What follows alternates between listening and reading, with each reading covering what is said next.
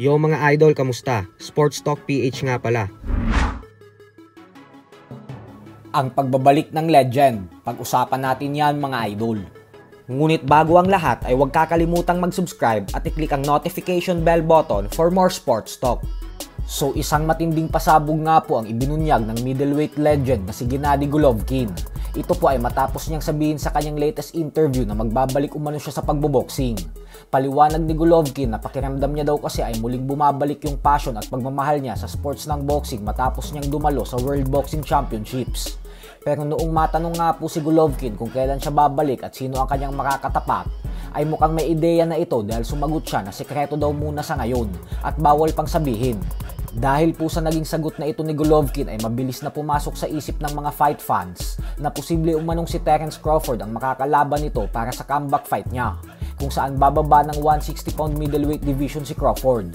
At hindi po ito malabo dahil may saysay po ang laban na ito para kay Crawford. Gawa ng pag nagkampiyon siya sa middleweight division ay magiging isang ganap na 6th division world champion na siya.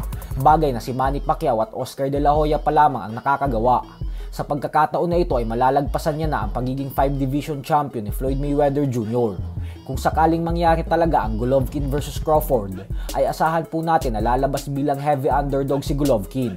Dahil bagamat may napakatinding record siya na 42 wins with 37 knockouts at 2 talo lamang, ay may edad na po siyang 43 years old ngayon. Bukod dyan ay mahigit 3 taon na din ang nakakalipas magmula ng huling beses siyang sumampa sa ibabaw ng lona, kung saan natalo siya via lopsided unanimous decision sa kamay ni Canelo Alvarez sa ika-3 nilang pagtutuos. Pero ang kagandahan po kay Golovkin ay dahil nagretiro po itong isang kampyon, gawa ng nagtapos ang kanyang boxing career na hawak niya ang unified IBF, WBA and IBO middleweight world title belts. Sa kabilang banda naman mga idol ay binunyag naman nga po ni Turki Al-Ashik na binisita niya kahapon si Canelo Alvarez 3 araw magmula nang malasap nito ang masaklap at hindi inaasahang pagkatalo sa kamay ni Terence Crawford. Ayon kay Turki ay magbabakasyon daw muna si Canelo sa mga susunod na linggo kasama ang pamilya nito.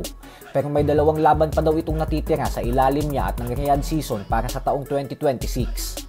Bukod dyan ay binigyan niya din umano ng offer si Canelo na sa Riyadh season na lumaban hanggang sa magdesisyon na itong magretiro balang araw.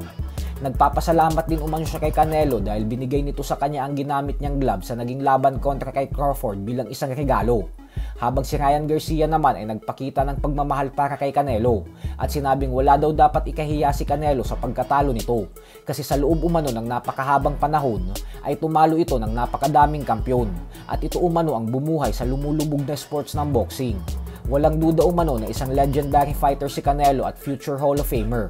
Kaya naman wala naman umanong nawala kay Canelo sa pagkatalo niya na ito. At bagkos umani lang daw ito ng respeto sa mga tao. So hanggang dito na lang po muna tayo mga idol.